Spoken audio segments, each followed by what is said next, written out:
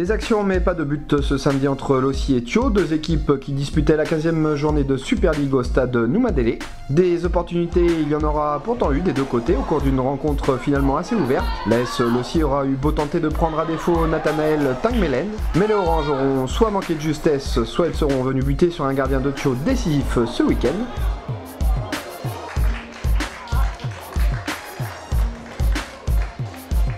Et les combinaisons n'y auront d'ailleurs rien changé.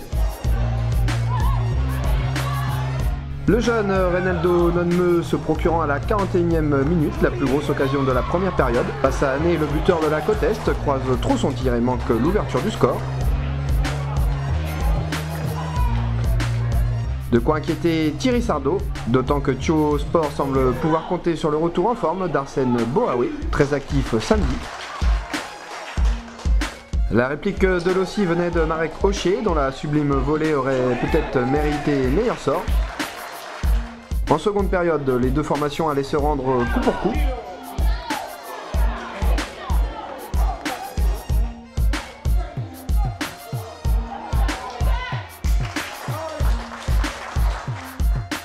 Maloko, côté gauche, adresse un centre-tir puissant, tout proche de surprendre Tangmelen. Dans la foulée, le tir de Hoché est relâché par le gardien de la côte Est. Mon Wamoe a suivi, mais le milieu de l'ASL rate l'immanquable. Thio réagit ensuite par Jean-Pierre Ayawa, qui fait parler sa puissance côté gauche, avant d'adresser un tir en angle fermé, difficilement stoppé par Michel Ney. Et quand ça veut pas, ça veut pas. Les deux formations ne réussissant décidément pas à trouver le chemin des filets.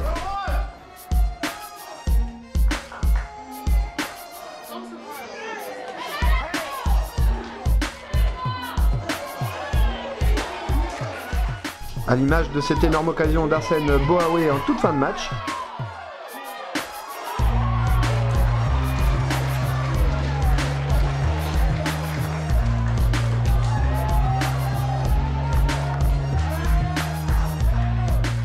Alors que Lossi était à deux doigts également d'aller chercher la victoire.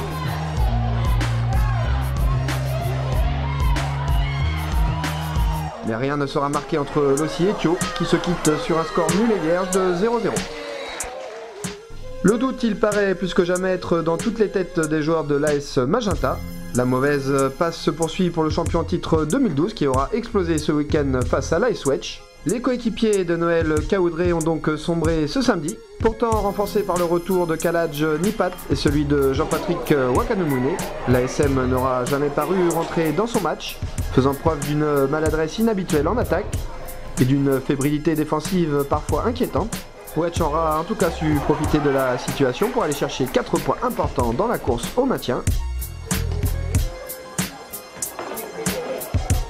La plus belle action proposée par Magenta en cette première mi-temps, elle venait du latéral droit Jean-Paul Ried, qui trouvait dans l'axe Nipat. Le 1-2 est parfait, mais la frappe du joueur de l'ASM est trop croisée.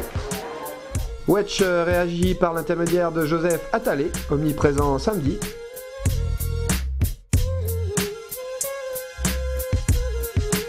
C'est d'ailleurs lui qui poussera la faute Jérémy Dokunengo sur cette belle ouverture. Une faute n'est pas vraiment évidente de l'arrière de Magenta. En tout cas, monsieur Daniel Lapelama désigne le point de pénalty.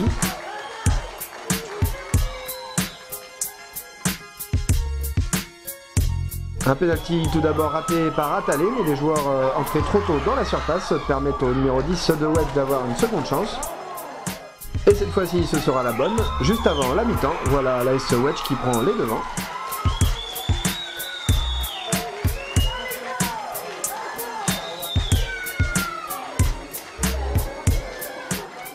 Le début de la fin pour Magenta qui sortira complètement de son match en seconde période.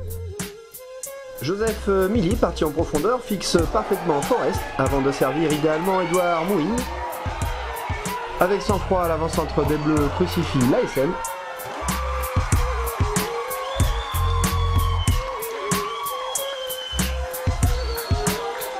« 57e minute de jeu et cela fait 2-0 pour Wedge.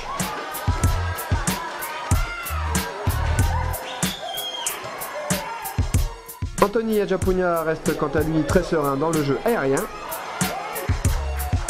Et c'est l'intenable Joseph Mili qui viendra tuer tout suspense à 20 minutes de la fin.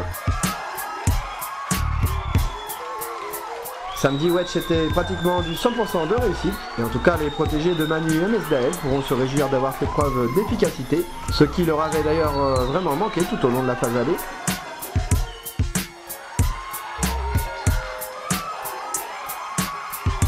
Et c'est sur un score lourd de 4-0 que s'imposera finalement l'AS Wedge. Au classement, Greicha consolide sa place de leader du championnat grâce à son succès 2-1 face à Roanono. En bas du classement, Grand Nord et Nejio n'auront pu se départager avec un score final de 2 buts partout. Ces deux équipes continueront à se battre pour leur survie en Super League.